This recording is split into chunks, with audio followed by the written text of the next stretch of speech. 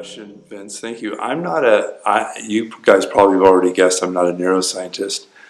And there are probably people in this room who have a pretty good handle on vagus nerve stimulation. But the two things that I know about vagus nerve stimulation, one is pretending you're a little baby or a kitten or a puppy and breathing the way babies and kittens and puppies breathe, which is deep into your lower abdomen on the inhale.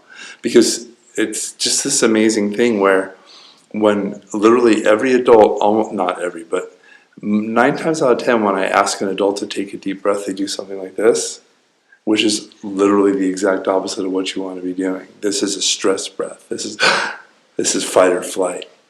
What you want to be doing for a deep breath is imagine water pouring from one jug into another. It always fills from the bottom up, right? So the most mobile parts of your whole trunk in the breathing process is going to be your tummy and your floating ribs. These bottom 3 ribs on each side are the only ones that actually move. That's why they're called floating, because they're not attached to the sternum. And those are the ones that move.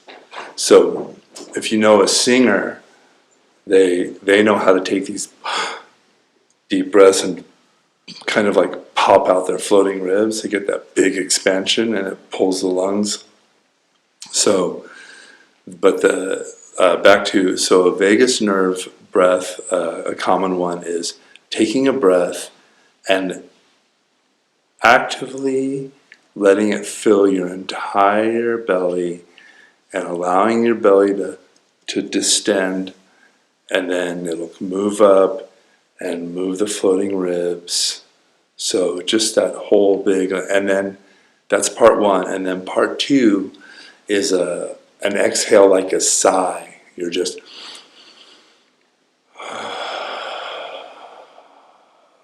so long, like you're blowing a toy sailboat or blowing up a balloon. And it's nice to do it on your back so you can really get a nice feedback loop of sensation from your hands. You can put your hands or a little pillow or something, just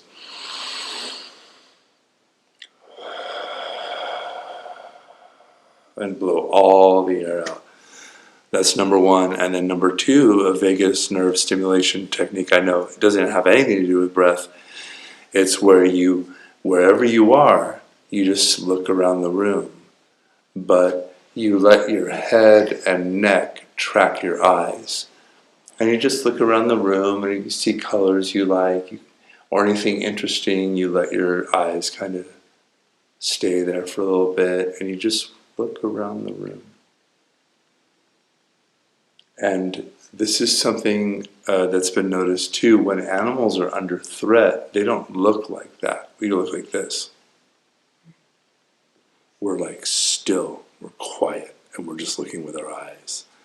But when animals are at rest and relaxed, and children too, you see children, they say, hey, look at that rainbow, they don't go. They're like, they turn their whole body. So yeah, those are the 2 that I know. Thank you, Vincent. Great question. And you guys could probably go online and find 20 more. But this is something that has like exploded in the last 20 years of people being like, hey, oh my gosh, there's this ancient nerve architecture that goes right up into the amygdala and seems to have all this really important stuff to tell us about how to actively cultivate a relaxed physiological state. And those are the only 2 that I know. And your results may vary. And I am not a neurophysiologist or neurologist of any kind.